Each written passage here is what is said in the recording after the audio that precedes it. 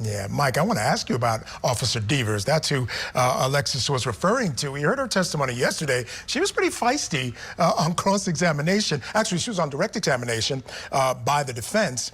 And she was one that she initially said she saw I think it was the captain as well as Proctor in that area for a very long time. And then she goes and visits with the commissioner and then changes her story and says, oh, it couldn't have happened that way. The reason, and I will say this, and then I'll get your comment, she said because she actually signed out a lot earlier, so she couldn't have seen what she thought she saw. What do you make of that?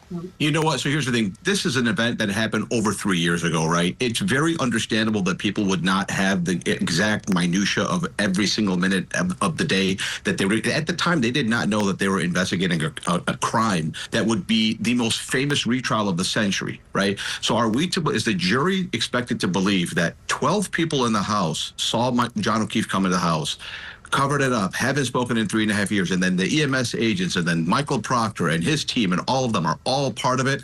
It's the principle of logic called Occam's razor. Which story has the least amount of assumptions? That's usually the proper explanation. Is it that Karen Read, as the forensic evidence showed, backed up into John O'Keefe, and he did not sway from where her car was? He was dead within 25 seconds after he stopped moving, within 25 seconds after she backed up?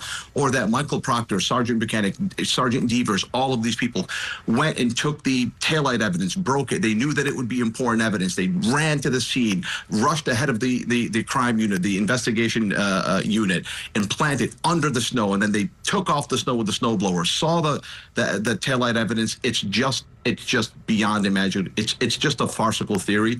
So to me, I think that the juries in this case will make that inference only because of the fact that the context they've been given by Hank Brennan has been, look at the aperture data, look at the forensic data, look at the battery health, the battery temperature, and all of that. I think all of that within context will show them that the taillight evidence was broken by hitting John O'Keefe.